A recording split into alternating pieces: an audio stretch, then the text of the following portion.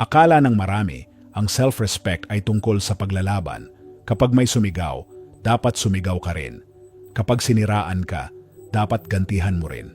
Parang sukatan ng tapang kung gaano ka kagaling gumanti. Pero ang totoo, sa bawat sandaling hinahayaan mong sila ang magdikta ng reaksyon mo, talo ka na. Dahil ang respeto sa sarili, hindi sinusukat sa lakas ng sagot mo. Sinusukat yan sa kontrol mo sa sarili mo. The best revenge is not to be like that. Marcus Aurelius. Hindi mo kailangang magpababa ng antas mo para lang patunayan na may halaga ka. Dahil kapag pinilit mong tapatan ang toxicity ng iba, nauubos ka. At sa dulo, ikaw ang talo. Hindi dahil natalo ka sa argumento, kundi dahil nawala mo ang katahimikan mo. Sa video na ito, pag-uusapan natin ang 6 na Stoic na prinsipyo kung paano mo maipapakita ang respeto sa sarili. Kahit nasa gitna ka ng mga taong pilit kang binababa. Marami kasing tao ang nagkakamali ng paniniwala. Akala nila, pag hindi ka lumaban, mahina ka. Pero ayon sa mga Stoic, ang tunay na lakas ay nasa kakayahan mong manatiling kalmado kahit sinusubok ka.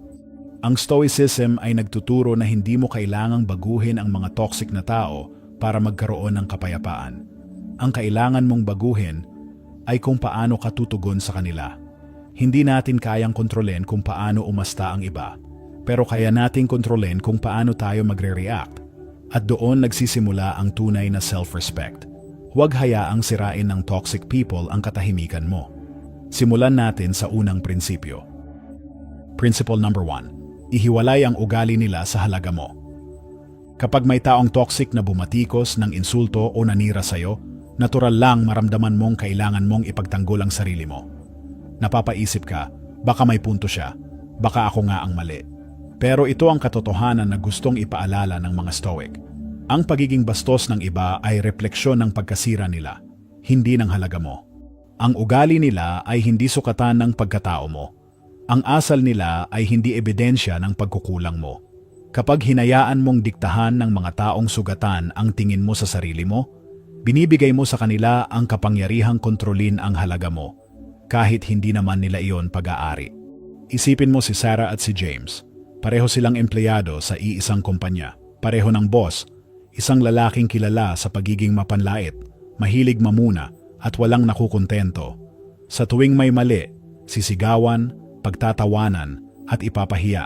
Si Sarah, dinibdib lahat. Nagpuyat gabi-gabi, nire-rebisa paulit-ulit ang trabaho, umaasang balang araw maririnig niya, "Good job." Pero hindi dumating yon. Sa halip, unti-unti siyang nawala ng kumpiyansa. Napaniwala siyang baka nga siya ang problema. Samantala, si James, iba ang ginawa. Tuwing may kritisismo, humihinto siya sandali. Tinitimbang kung may katotohanan ba o wala. Kung may punto, tatanggapin niya. Pero kung puro paninira lang, hinahayaan niyang dumaan. Sabi niya, hindi ito tungkol sa akin. Ganito talaga siya sa lahat. Kung may sirang bahagi sa kanya, hindi ko kailangang akuin.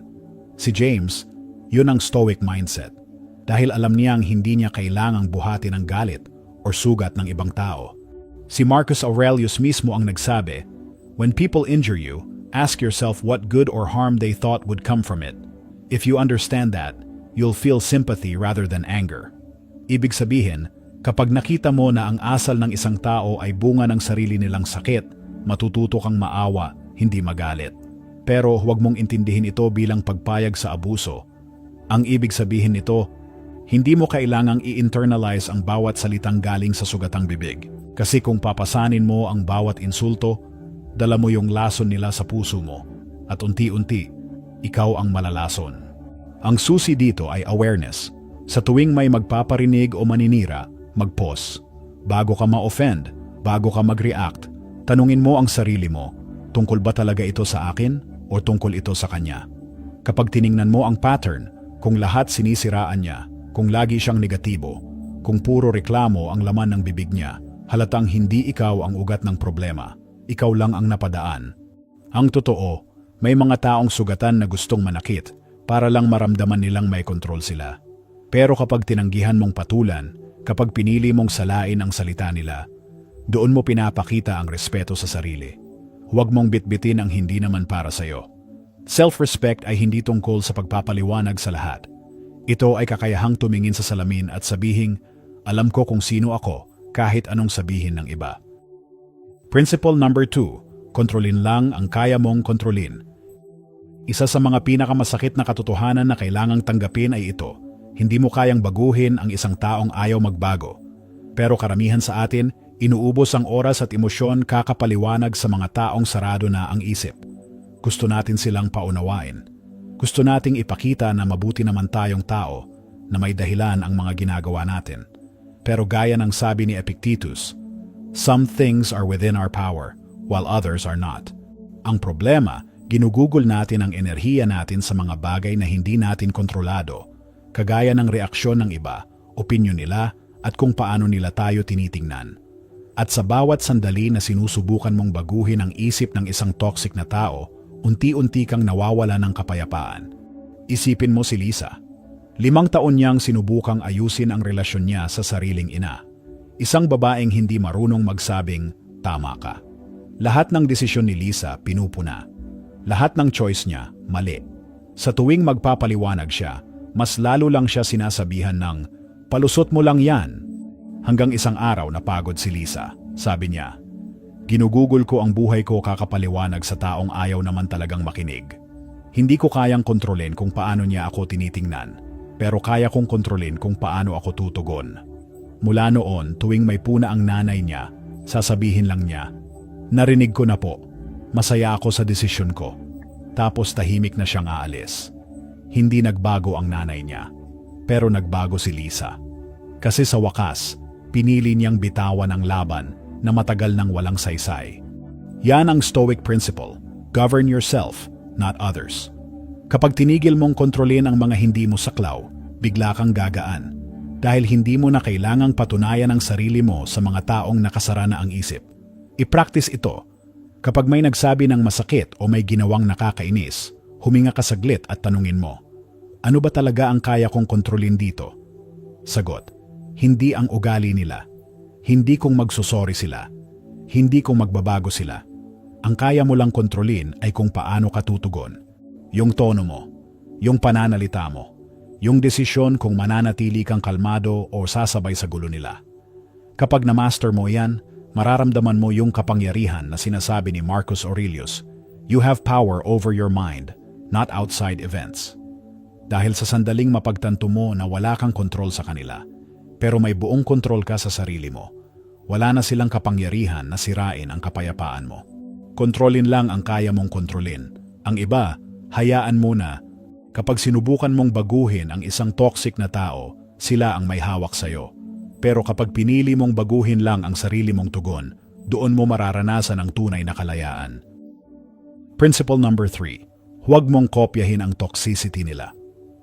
Kapag may nanira sa'yo, sinungaling o nanlamang, automatic ang reaksyon natin. Sige, babalikan kita. Ipaparamdam ko rin sa'yo kung gaano kasakit yan. Parang natural na instinct na kapag sinaktan ka, kailangan mong gumanti para hindi ka magmukhang mahina. Pero yan mismo ang patibong. Dahil sa sandaling gayahin mo sila, sa sandaling ibaba mo ang sarili mo para lang maitama ang mali, talo ka na. Panalo ka nga sa labanan, pero natalo ka sa sarili mong karakter. Isang magandang halimbawa rito si David. Isa siyang empleyado sa opisina na may kasamang sobrang toxic. Mahilig manira, kumuha ng credit sa gawa ng iba, at gumamit ng chismis para umangat.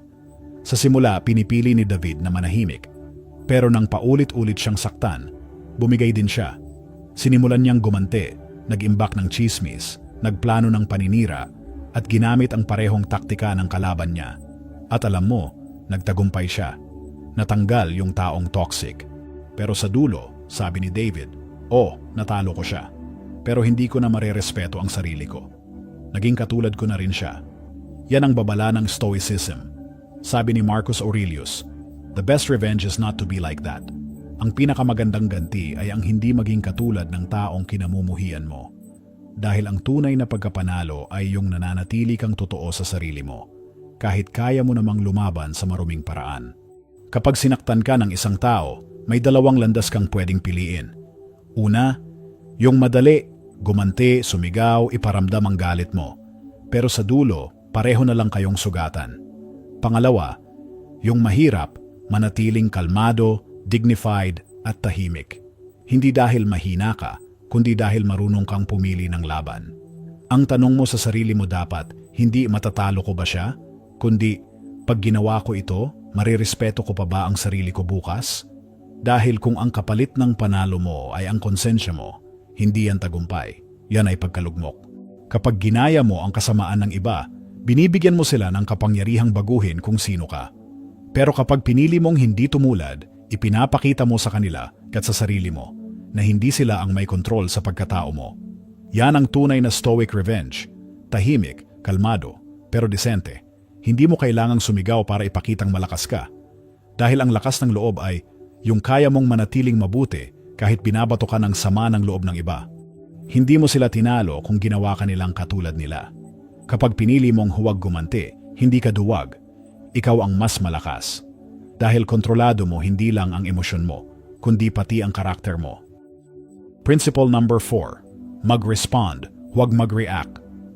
Ang isa sa pinakamalaking pagkakaiba ng taong marupok at ng taong matatag ay nasa pagitan lang ng ilang segundo. Yung sandali bago ka sumagot. Doon nakikita kung sino talaga ang may kontrol sa sarili. Kapag may taong toxic na nagsabi ng nakakainsulto, natural lang matrigger ka. Gusto mong sumagot agad, gusto mong ipagtanggol ang sarili mo. Pero ang stoic mindset ay ganito. Huwag agad sumagot, huminga muna, isipin kung anong klaseng tao ang gusto mong maging. May malaking kaibahan ang reaction sa response. Ang reaction, mabilis, emosyonal, at madalas may pagsisisi sa huli. Ang response, kalmado, pinag-isipan, at laging may respeto sa sarili. Naalala ko ang isang kwento sa reunion ng pamilya. Habang kumakain, nagbitaw ng pasaring ang isang tiyuhin, kunwari concerned, pero halata namang pangbabastos. Dati, magwawala ang pinsan ko kapag ganun. Pero nung araw na yon, huminga siya, tumahimik ng 3 segundo, at kalmado niyang sinabi, "Masaya ako sa mga desisyon ko, sana maintindihan mo." Tapos nagpatuloy lang siya sa pagkain. Hindi siya sumigaw, hindi siya nagdepensa, hindi siya bumaba sa level ng tiyuhin. Pero ramdam mo, siya ang may hawak ng kapangyarihan. Yan ang ibig sabihin ng stoic control. Sabi ni Marcus Aurelius, "You have power over your mind, not outside events. Realize this, and you will find strength."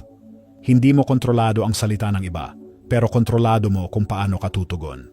Kapag sinubukan kang galitin ng isang tao at nag-react ka agad, binigyan mo sila ng patunay na kaya ka nilang kontrolin. Pero kapag tumugon ka ng kalmado, o minsan, pinili mong manahimik, doon mo pinapakita na ikaw ang may kapangyarihan. I-practice ito. Sa susunod na may mang-insulto o manulak sa emosyon mo, bilang ka ng 3. 1, 2 segundo, 3. Habang humihinga, tanungin mo, anong sagot ang babagay sa taong gusto kong maging? Hindi sa taong gusto nilang gawin sa'yo. Pwedeng maikli lang, noted. O kaya, okay, salamat. O minsan, wala ka nang kailangang sabihin. Ang totoo, bawat segundo ng pagpigil ay isang piraso ng respeto sa sarili. Dahil doon mo pinipili kung sino ka, hindi batay sa emosyon mo, kundi batay sa karakter mo. Reactions prove they control you. Responses prove you control you.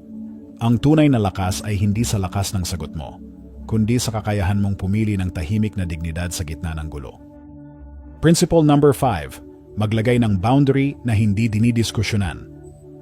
Isa sa pinakamalaking dahilan kung bakit maraming tao ang nauubos sa mga toxic na relasyon, pamilya man, kaibigan o katrabaho, ay dahil hindi nila alam kung paano maglagay ng malinaw na boundary. At kung meron man, palaging may kasunod na paliwanag at paghingi ng dispensa.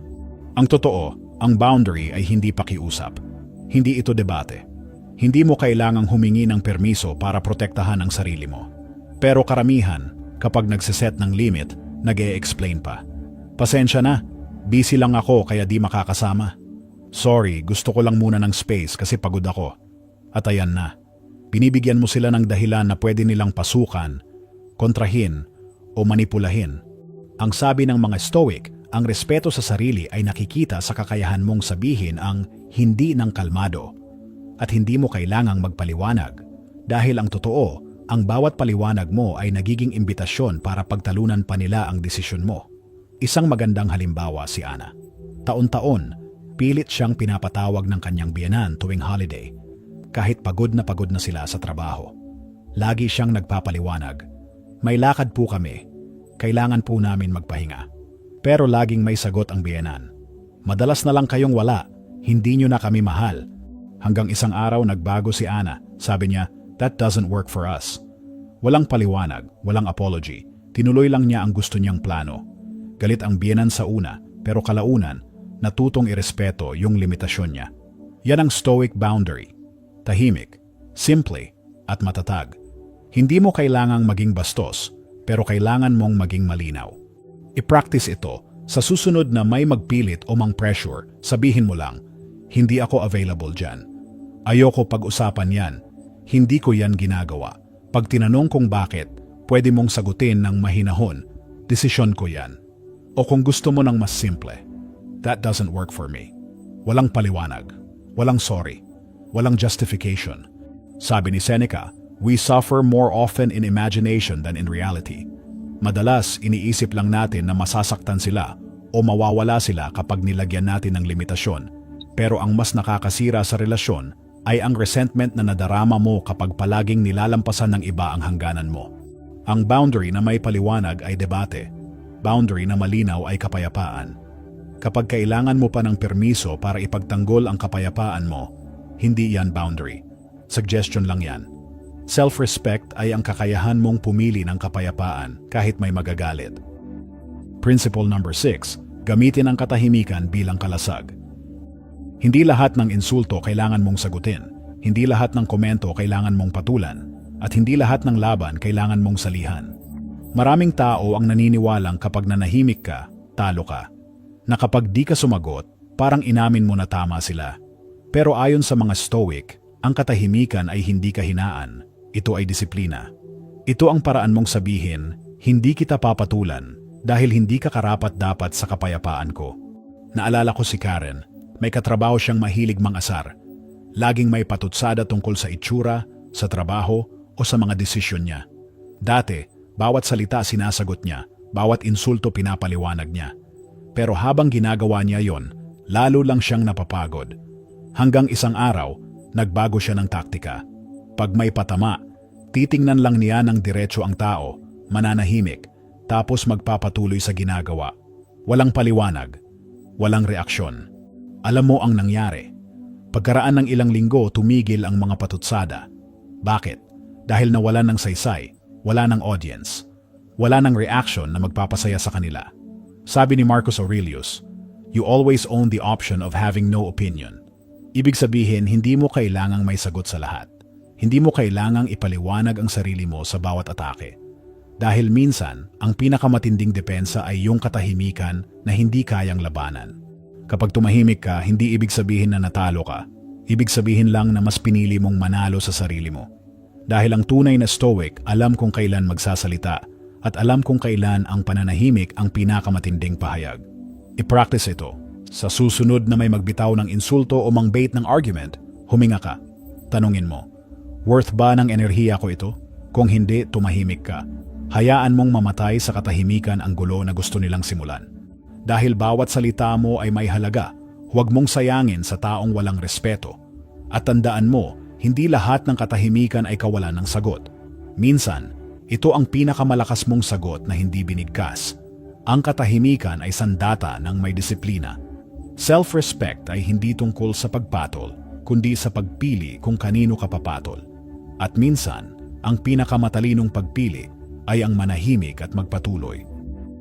Bago natin tapusin, balikan natin ang 6 na Stoic na prinsipyo ng tunay na self-respect. Una, hindi ikaw ang problema, sugat nila yan. Kapag may nanakit o ng insulto, alalahanin. Ang asal nila ay refleksyon ng pagkasira nila, hindi ng halaga mo. Pangalawa, kontrolin lang yung kaya mong kontrolin. Hindi mo mababago ang ugali ng iba, pero kaya mong baguhin kung paano ka tutugon. Doon nagsisimula ang kapayapaan. Pangatlo, huwag maging katulad nila. Kahit kaya mong gumanti, piliin mong manatiling disente. Dahil sa dulo, hindi mo kailangang manalo. Kailangan mo lang manatiling totoo sa sarili mo. Pang-apat, respond, don't react. Ang taong may kontrol sa sarili, hindi nadadala ng emosyon. Kalmado, tahimik, pero matatag. Pang-5, Maglagay ng boundary na hindi dinidiskusyonan. Ang hindi mo ay hindi kailangang may paliwanag. Ang kapayapaan mo ay hindi kailangang hinga ng permiso. At panghuli, gamitin ang katahimikan bilang kalasag. Hindi lahat ng laban kailangang salihan. Minsan, ang hindi pagsagot ang pinakamatinding sagot. Lahat ng ito, iisa lang ang punto. Ang self-respect ay hindi tungkol sa pagpatol o pagpapakita ng tapang. Ito ay kakayahang manatiling ikaw kahit pilit ka nilang baguhin. Sa mundo ngayon kung saan ang ingay ang sukatan ng lakas, maging yung tahimik pero may disiplina. Maging yung kalmado pero malinaw sa sarili. Ang self-respect ay manatiling ikaw kahit pinipilit ka nilang magbago. Kung pagod ka na sa mga toxic na tao, i-comment mo sa baba. Pipiliin ko ang sarili ko. Dahil ito ang unang hakbang ng stoic strength, ang pagpili sa kapayapaan kaysa sa gulo. Share mo ito sa kaibigan mong palaging nauubos sa trabaho, sa pamilya o sa relasyon. At kung gusto mo ng mas maraming stoic na karunungan na pang Pinoy, subscribe ka na. Dahil dito, hindi lang tayo nagbabasa ng quotes, natututunan natin kung paano ito isabuhay. Manatiling kalmado, manatiling ikaw. Yan ang tunay na stoic,